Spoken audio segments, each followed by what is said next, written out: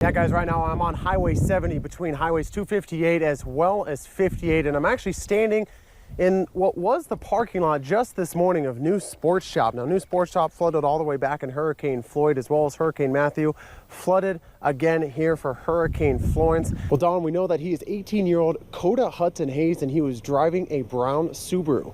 Now, when officers first approached them, Hayes tried to speed off and allegedly ran over an officer who's now in the hospital. The DA said it was justified because the leaders shot multiple times at officers, so they had to defend themselves as well as the public by shooting back at him. The leaders was given medical treatment at the scene but died there. Volunteers have been handing out meals all day long. It's actually still continuing right now as they're actually loading up this American Red Cross disaster relief truck right here in front of you. Now, earlier, those people in need of those hot meals, well, they were being served by the President of the United States. Now, the whole thing is under investigation by the District Attorney's Office as well as other law enforcement agencies. They were actually on scene here for more than 12 hours, but they did just clear out around an hour ago. As for the deputy that did open fire, he's been placed on routine paid administrative leave. Well, Donald Diane, CBI just said that the remains are 23-year-old Labria Jackson.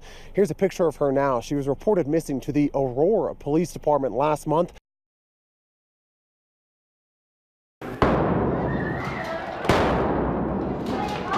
Gunshots filled the hallways at Pueblo East Friday morning. But just the adrenaline from that, it was very realistic. Part of an active shooter training the Pueblo Police Department had.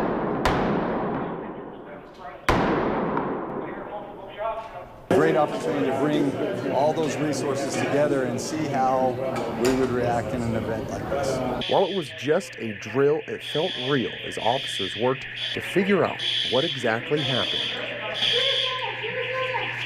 Students are normally off on Fridays, but some were brought in for this drill. My heart started pumping a little bit. I could start feeling it. Kind of just got in the closest room we got to, got under the desk, turned the lights off, and just hunkered down. In just a short time, some officers saw areas where they can get better. Just the familiarity with the schools itself. I'm a graveyard officer, so I'm just not familiar with the insides of the schools. At the end of the drill, first responders were tested on multiple things, including how they would treat victims, clearing a scene, even handling a hostage situation. In Pueblo, Joey Prechtl, KKTV 11 News.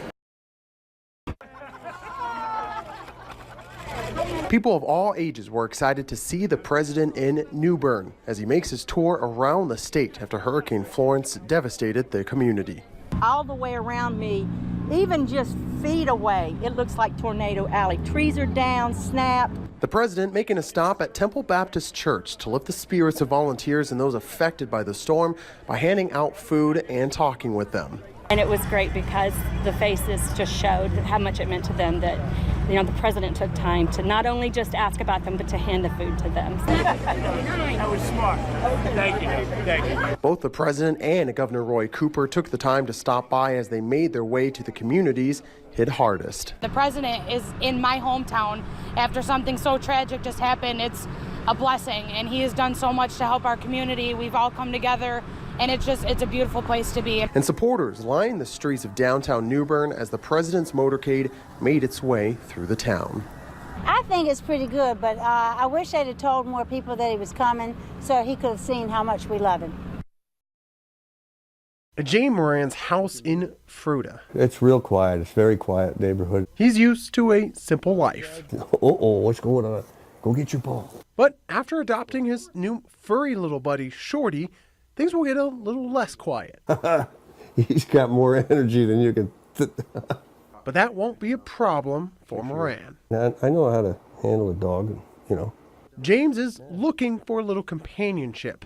You see, Moran lives alone after his wife suffered a stroke 5 years ago, and she now lives in a group home. It's lonely. And as for Shorty, what's going on with that guy?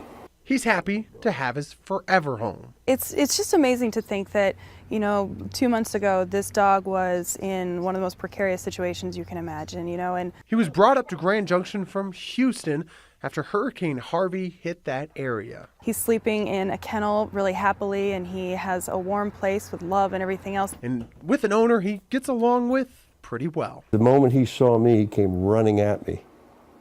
and, you know, jumped up, you know, hi, how are you? How you doing? You know? And knowing what Shorty has gone through only strengthened their bond. It really did. You know, it made me want more, you know, I like him more. Because, you know, then I understand what he's been through. So that really helps, you know, to, you know, when you try to, you know, train it. Go again. So on the eve of Thanksgiving, both Man and his best friend have something extra to be thankful for. He knows he's got a buddy.